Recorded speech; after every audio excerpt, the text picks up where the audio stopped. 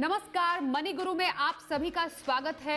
मैं हूं Swati Raina. Employees provident fund या पीएफ, आप में से कई लोग होंगे जिनका शायद इस बार जो पीएफ का ब्याज है वो उनके अकाउंट में क्रेडिट ना हुआ हो। अगर नहीं हुआ है या अगर आपको मालूम ही नहीं है, जरा आप एक बार चेक कर लीजिए, क्योंकि कई ऐसे लाखों लोग हैं जो पता चल रहा है वो ये है कि उनके जो अकाउंट में जो 2019-2020 का जो ब्याज आना था वो नहीं आ पाया है, कुछ केवाईसी गड़बड़ी के चलते। ये पूरा माजरा हम समझेंगे आखिरकार हुआ क्या है और कितने लोग इससे प्रभावित हुए हैं। हमारे साथ दो खास मेहमान हैं, उनसे आज हम चर्चा करने वाले हैं। अगर ऐसी स्थिति आ जाती है तो क्या करना चाहिए एक ग्राहक को और क्या मालूम होना चाहिए उन्हें पीएफ के बारे में। हमारे साथ जो दो खास मेहमान हैं, परिचय करा दें। हमारे साथ प्रभाकर बाणासुरे साहब हैं, मेंबर ईपीएफओ। प्रभाकर जी, आपका बहुत स्वागत है मनी गुरु में। धन्यवाद, नमस्ते। और हमारे साथ अनिल चोपड़ा भी हैं, ग्रुप डायरेक्टर हैं फाइनेंशियल वेलबींग बजाज कैपिटल से। अनिल जी, आपका भी बहुत स्वागत है। धन्यवाद स्वाति। क्या खास आज हम चर्चा शो में करने जा रहे हैं, जरा उस पर एक नजर डाल लेते हैं। सबसे पहले, किन वजहों से अटका है ईपीएफ सब्सक्राइबर्स का ब्याज, समझेंगे आज। केवाईसी पूरी नहीं तो क्या आपको नहीं मिलेगा पीएफ ब्याज? ईपीएफ में केवाईसी अपडेट करने का क्या है तरीका, जानेंगे। और साथ ही ईपीएफओ कैसे करता है पीएफ खाते पर ब्याज का भुगतान, ये समझेंगे।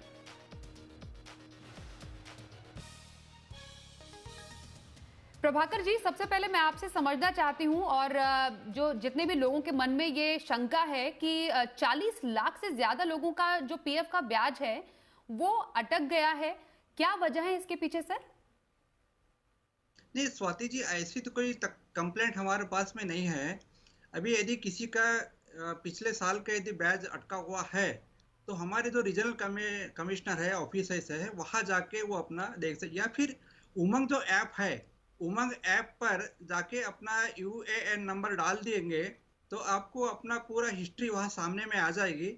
उसमें बैच पिछले साल का बैच जमा है या नहीं है ये आपको दिखाई देगा। यदि ये इससे भी नहीं हो रहा है तो हर जगह रीजनल कमिश्नर जो बने बैठे हैं वहां जाके आप अपना यूएन नंबर देके आप इंक्वायरी करा सकते हैं और आपका जो बैच है वो कहीं जाने वाला नहीं है। केवाईसी यदि पूरा नहीं है तो केवाईसी यदि कंप्लीट नहीं है तो इसकी वजह से भी हो सकता है, लेकिन केवाईसी आपको कंप्लीट करने की बहुत ही जरूरी है। और ये सोच लीजिए, समझ लीजिए कि बैच कहीं जाने वाला नहीं, आपके बैच आपके अकाउंट में जमा होने वाला ही है। बिल्कुल प्रभाकर जी, ये बात की तो आपने बिल्कुल आशंका दूर कर दी कि अगर मानिए किसी भी वजह से ब्याज अटक भी जाता है, वो कहीं पर किसी का जाने वाला नहीं है, मिलेगा जरूर, लेकिन आप आसानी से चेक जरूर कर सकते हैं। लेकिन क्या मैं आपसे ये समझना चाहती हूँ, क्या ऐसा हो सकता है कि या आपके पास कोई ऐसी खबर आई है कि जो कुछ सब्सक्राइबर्स हैं या जो इंडिविजुअल्स हैं उनका अपडेट केवाईसी नहीं हो पाया, जिसकी वजह से जो ईपीएफओ है उसके पास वो जानकारी नहीं आ पाई, इसलिए उस पर्टिकुलर संस्था का जो या तमाम कर्मचारी है उनका जो ईपीएफ का ब्याज है वो रिलीज नहीं हो पाया किसी मिसमैच की वजह से केवाईसी के? हाँ स्वाति जी, ये बात सही है आपकी। कहीं संस्थान का जो है कर्मचारियों का ब्याज है वो जमा नहीं हो पाया था। मेरे पास में तकरार आई थी, उसके बाद में उसको रिसॉल्व करके उनका जो बैच है पिछले साल का उनके अकाउंट में जमा कर दिए गए हैं। यदि और किसी संस्था की तकरार है ऐसी कि हमें बैच नहीं मिला है तो वो तकरार मुझे भी दे सकते हैं, या फिर हमारे जो रीजनल कमिश्नर है या हेड ऑफिस में वहाँ एक कंप्लेंट्स बेंच है, वहाँ जाके भी आप अपनी तकरार नमूद करा सकते हैं और आपका जो बैच है पिछले साल का वो आपको पूरा का पूरा जमा आपके अकाउंट में खाते में जमा हो जाएगा। और ये आपको आपके यूएन उमंग ऐप पर जाके आप अपना अकाउंट देख सकते हैं यूएन नंबर डाल के। हाँ स्वाति जी। प्रभाकर जी, एक बात बताइए, एक जो इंडिविजुअल है वो क्या कर सकता है ऐसी स्थिति में? मानिए आप कह रहे हैं कि कई बार ऐसा होता है कि एम्प्लॉयर की तरफ से, मतलब जहां पर आप नौकरी कर रहे हैं जिस संस्था में, वो आपका जो केवाईसी है या उस संस्था का जो कर्मचारी है उसका केवाईसी अगर सही ढंग से वो ईपीएफओ तक नहीं पहुंचा पाए या कुछ मिसमैच है, इस रीजन की वजह से क्या ब्याज अटक सकता है? क्योंकि जितना हमें मालूम है जो ईपीएफओ जो ब्याज रिलीज करती है वो एक इंडिविजुअल बेसिस पर नहीं करती, पूरी संस्था का होता है। और अगर एक किसी भी तरीके से कोई भी मिसमैच या कोई गड़बड़ी केवाईसी की एक कर्मचारी की भी होती है, पूरी संस्था में जितने भी कर्मचारी हैं उनका ब्याज का भुगतान नहीं हो पाता है उस वजह से। तो केवाईसी में आमतौर पर कितनी तरीके की गड़बड़ी हो सकती है, और एक जो इंडिविजुअल है या जो इस वक्त हमें दर्शक देख रहे हैं, उन्हें किन बातों का ध्यान रखने की जरूरत है केवाईसी में? स्वाति जी, ऐसा है अभी ईपीएफओ के अंदर में पूरा डिजिटलाइजेशन हो चुका है। अभी उसमें केवाईसी में आपके नाम के अंदर में एक स्पेलिंग में भी यदि गलत है तो वो सिस्टम उसको एक्सेप्ट नहीं करेगी। या फिर आपके जो संस्था है और संस्थान में जो आपने डिजिटल सिग्नेचर दिया है, यदि वो चेंज हुई है और आपने उसको चेंज किया नहीं है, तो भी आपका संस्था का जो है उस कर्मचारियों का ब्याज जमा नहीं हो सकता। तो इसीलिए केवाईसी अपडेट करना बहुत जरूरी है। हम ईपीएफओ सभी संस्थान को और सभी जो हमारे ईपीएफओ के मेंबर्स है, करीब 7 करोड़ मेंबर्स है, सभी को यही हम बता रहे हैं कि आपका केवाईसी अपडेट करते रहिए। और उमंग में जाके अपना केवाईसी अपडेट हुआ नहीं हुआ और वो आप भी दे सकते हैं। यदि किसी संस्थान को कर्मचारियों को बैच नहीं मिला है, तो आप वहां जाकर संस्थान के माध्यम से जो आपके एचआरएम के डिपार्टमेंट के जो हो गए कर्मचारी, उनके माध्यम से भी आप रीजनल कमिश्नर ऑफिस जाके ये केवाईसी अपडेट करा सकते हैं। हाँ स्वाति जी, बिल्कुल। प्रभाकर जी बने रहिए हमारे साथ अनिल जी भी हैं, उनसे भी जरा समझते हैं इस पर, उनकी भी राय लेते हैं, क्योंकि केवाईसी बहुत ही महत्वपूर्ण है। मतलब नो योर कस्टमर है, कहीं पर भी आप बैंक में अपने अकाउंट बनाते हैं या कहीं पर आपका जो ट्रांजैक्शन वित्तीय लेन देन है वहां पर केवाईसी होना बहुत ही अनिवार्य है। जो पीएफ को लेकर केवाईसी की जो इंपॉर्टेंस है अनिल जी, वो बहुत ज्यादा है। तो यहाँ पर किन बातों का ध्यान रखना चाहिए और केवाईसी करने का सबसे आसान तरीका क्या है अनिल जी? जी देखिए, पहले तो मैं शुरुआत करना चाहूंगा ये बोल के कि हमें कॉम्प्लीमेंट करना चाहिए अपने ईपीएफओ को, जो इतने बड़े तादाद में 7 करोड़ लोगों का प्रोविडेंट फंड या उनकी रिटायरमेंट किटी को संभाल रहे हैं। और देखिए, आपने खुद ही बताया कि अगर 7 करोड़ में से 6.5 करोड़ लोगों को ब्याज मिल चुका है, दैट मीन्स कि 100 में से 93 लोगों को मिल चुका है। तो हमें ये भी ध्यान रखना चाहिए कि इतनी बड़ी संस्था में इतने करोड़ों लोगों की पूरा हिसाब किताब रखा हुआ है, और जो 40 लाख लोगों को नहीं मिला है, जिसकी वजह केवाईसी भी हो सकती है। एक और बड़ी वजह है जिसकी जिक्र नहीं हुआ है, वो बताना चाहूंगा मैं, वो है इनऑपरेटिव अकाउंट्स। तो हमारे बहुत सारे ऐसे अनक्लेम्ड अकाउंट्स है और इनऑपरेटिव अकाउंट्स है। लोगों को पता नहीं है कि अगर आपकी जॉब खत्म हो चुकी है और आपने नई जॉब स्टार्ट नहीं करी है या रिटायर हो चुके हैं, तो पैसा वही छोड़ देते हैं अगर, तो सिर्फ 3 साल तक ही ब्याज मिलता है। अगर किसी इंसान की रिटायरमेंट हो गई थी 3-4 साल पहले और वो पैसा वहीं रखा हुआ है, तो 3 साल के बाद अगर आप सोचेंगे कि हर साल ब्याज आता जाएगा, तो नहीं आएगा। तो जैसे अकाउंट इनऑपरेटिव हो जाता है तो ब्याज मिलना बंद हो जाता है। ये बड़ी वजह है। कई लोग ऐसे हैं, कई हाउसवाइफ बन जाती हैं, शादी के बाद जॉब छोड़ देती हैं, पैसा वहीं रह जाता है, 3 साल तक ब्याज आता रहता है, उसके बाद फिर ब्याज बंद हो जाता है। तो एक वो बड़ी वजह है। दूसरी, केवाईसी की जो आपने बात करी, तो वो इतना आजकल सरलीकरण उसका हो गया है, इतना सीधा सीधा उसका प्रोसीजर है कि epfo.gov.in साइट पे जाके मेंबर पोर्टल, वहां पे एक सेक्शन है, वहां पे जाके अपना यूएएन नंबर, पहले तो बता दें सारे दर्शकों को यूएएन नंबर क्या है, यूनिवर्सल अकाउंट नंबर। अब सोचिए कितनी बड़ी सुविधा है कि आज आप पौंडीचेरी में है, कल आप कालीकट में है, परसों गुवाहाटी में, आप पूरे इंडिया में कहीं घूमिए, किसी कंपनी में जॉब चेंज करिए, 2 साल मत करिए, फिर दोबारा करिए, आपका अकाउंट कभी लाइफ में चेंज नहीं होगा। तो ये इतनी बड़ी सुविधा है, यूनिवर्सल अकाउंट नंबर है। यूनिवर्सल अकाउंट नंबर अपना आप डाल के, हर एक एम्प्लॉय को पता होता है कि मेरा यूएएन नंबर क्या है, वो डाल के अपने आप एक आईडी पासवर्ड बनाएं और उसके बाद उसमें जाके आप अपना सारा खाता देख सकते हैं। और अगर आपकी केवाईसी में मिसमैच है तो वहां पे लिखा होता है कि आपकी केवाईसी इनकम्प्लीट है। तो 3 चीजें आपने करनी है। एक आपको चाहिए पैन कार्ड, एक चाहिए आधार कार्ड, और एक आपको चाहिए, उसके बाद तीसरी चीज जो चाहिए आपको वो है केवाईसी, आधार कार्ड और bank statement, bank account details. ये 3 चीजें चाहिए बस।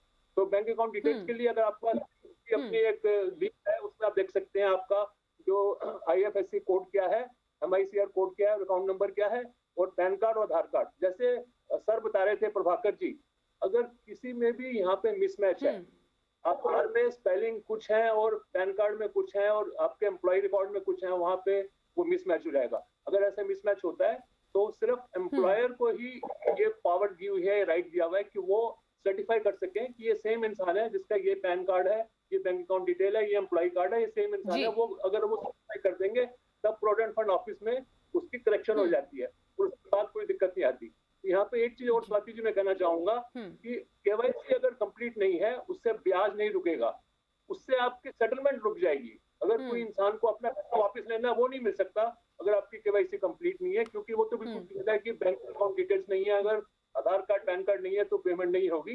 तो ये जानना बहुत जरूरी है। और केवाईसी को अपडेट करना, जिसमें मैंने बताया, सिंपल प्रोसीजर है, मुश्किल से 5 मिनट लगते हैं अगर आपके पास आपका आधार कार्ड है, पैन कार्ड है और बैंक अकाउंट डिटेल्स है। बिल्कुल, ये आपने काफी ज्यादा महत्वपूर्ण इन्फॉर्मेशन दी है हमारे दर्शकों को अनिल जी कि केवाईसी बहुत ही आसान प्रक्रिया है, अब तो पूरा डिजिटल हो गया है, आपके लिए भरना और उसको अपडेट करना बहुत ही सरल हो गया है।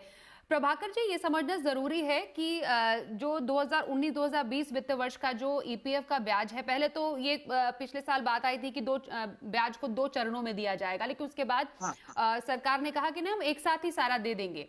अब इसमें अब मानिए किसी का ब्याज अगर अटक गया है, कई लोग हमसे सवाल इस वक्त पूछ रहे हैं, अगर मानिए वो अपने अकाउंट में देखते हैं, जैसा आपने तरीका बताया, उमंग ऐप से हो गया या ईपीएफओ के वेबसाइट पर जाकर उन्होंने चेक किया कि उनका इंटरेस्ट नहीं आया है, तो कब तक वो एक्सपेक्ट करें कि उनका वो जो ब्याज है वो क्लियर हो जाएगा और उनके खाते में आ जाएगा? इस पूरे प्रोसेस को कितना टाइम लगता है? नहीं स्वाति जी, ऐसा है कि केवाईसी क्लियर होने पर तुरंत ब्याज उसके अकाउंट में क्रेडिट हो जाएगा।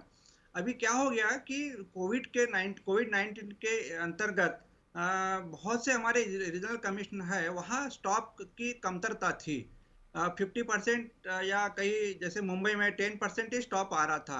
इस वजह भी कई दिक्कत हो सकती है कि किसी के अकाउंट में उसका ब्याज क्रेडिट नहीं हो पाया होगा। लेकिन अभी कोशिश तो यह है कि पूरे अभी ऑल इंडिया से हम कहीं से भी किसी भी प्रोविडेंट फंड ऑफिस का काम वहां से देख सकते हैं। इतनी हमने अभी मल्टी सिस्टम स्टार्ट कर दी है। अब इस वजह से तो दिक्कत नहीं आना चाहिए। यदि है किसी की दिक्कत, मैं यही बोल रहा हूँ कि किसी की यदि किसी संस्थान का कर्मचारियों के ब्याज जमा नहीं है या किसी इंडिविजुअल कर्मचारी का ब्याज जमा नहीं है, तो प्रोविडेंट फंड ऑफिस में जाके अपना वहाँ क्लियर करा सकते हैं कि क्या दिक्कत है, केवाईसी क्लियर नहीं है या फिर उनका बैंक अकाउंट बराबर दिया हुआ नहीं है या फिर मैनेजमेंट की डिजिटल सिग्नेचर नहीं है। ये सभी वहाँ जाके चेक करा सकते हैं। इतने मैं ये कह सकता हूँ कि जो 2019-20 का जो ब्याज है 8.50% था, वो कहीं जाने वाला नहीं, वो आपको मिलने वाला है। और आपका जैसे केवाईसी या अदर जो डिफिकल्टीज है वहां से जो है, तो वो क्लियर होते ही आपके अकाउंट में जमा हो जाएगा। इतनी अभी डिजिटलाइजेशन के अंदर में अभी सुविधा हुई है। हाँ स्वाति जी। जी, तो चलिए, बिल्कुल प्रभाकर जी आप बने रहिए हमारे साथ, साथ ही अनिल जी भी हमारे साथ हैं। साथ ही ये भी चर्चा करेंगे कि बस अब आने वाले कुछ ही समय में जो ईपीएफ है उसके नए ब्याज दरों का भी ऐलान हो जाएगा। क्या कुछ उसमें हम ऐलान में एक्सपेक्ट कर सकते हैं, क्या संभावनाएं हैं, इस पर भी हम थोड़ा बहुत प्रभाकर जी से आइडिया लेंगे, पर एक छोटे से ब्रेक के बाद देखते रहिए मनी गुरु।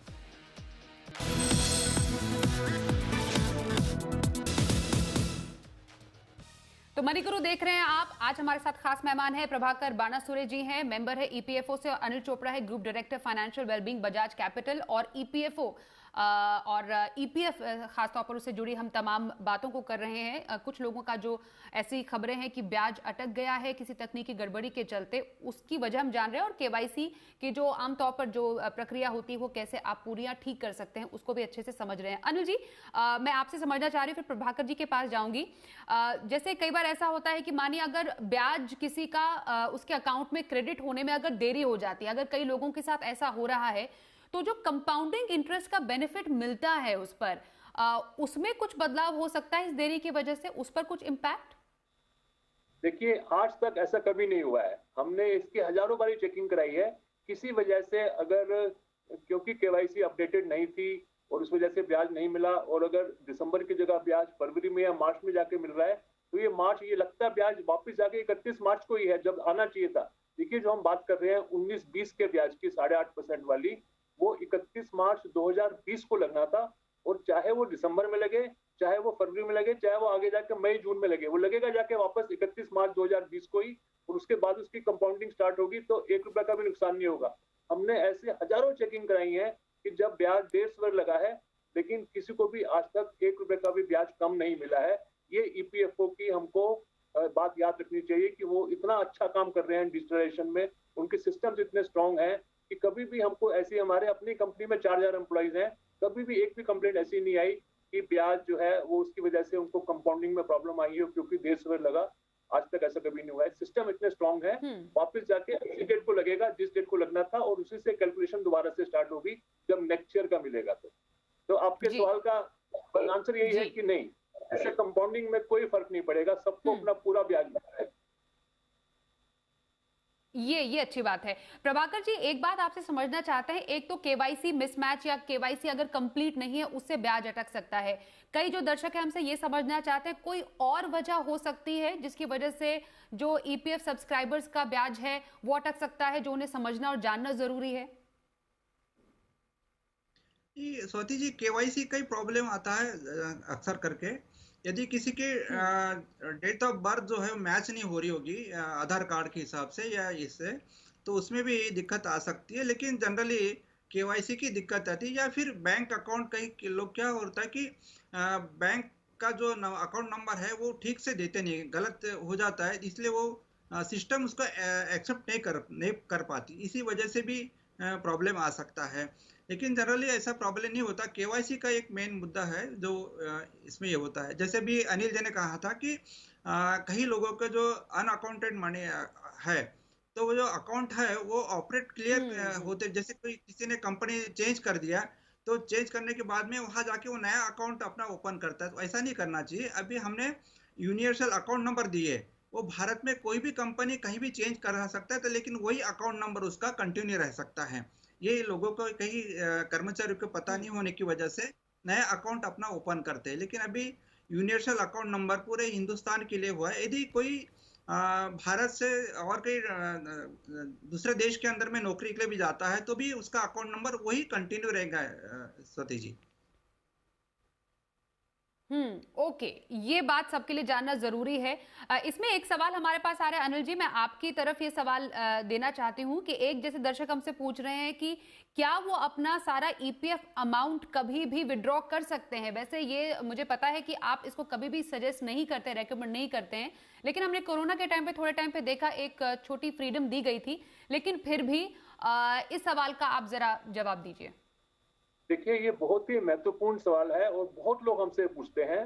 तो इसमें हमको ध्यान में रखना है कि अगर आप रिटायर हो गए हैं, और रिटायर होने का जरूरी नहीं है कि 58 साल पे हुए हैं, चाहे किसी कंपनी में 62 साल होता है, किसी में 65 होता है, किसी में 70 होता है, जब भी आप काम करना अपना बंद कर देते हैं और उसके बाद सब्सक्रिप्शन जाना आपका बंद हो जाता है क्योंकि आपकी जॉब अब खत्म हो गई है, उसके बाद भी आप अपने अकाउंट को कंटिन्यू रख सकते हैं क्योंकि इसमें इतना अच्छा ब्याज मिलता है। तो लोगों को ये बहुत पसंद है, लोगों का फेवरेट है प्रोविडेंट फंड जो है।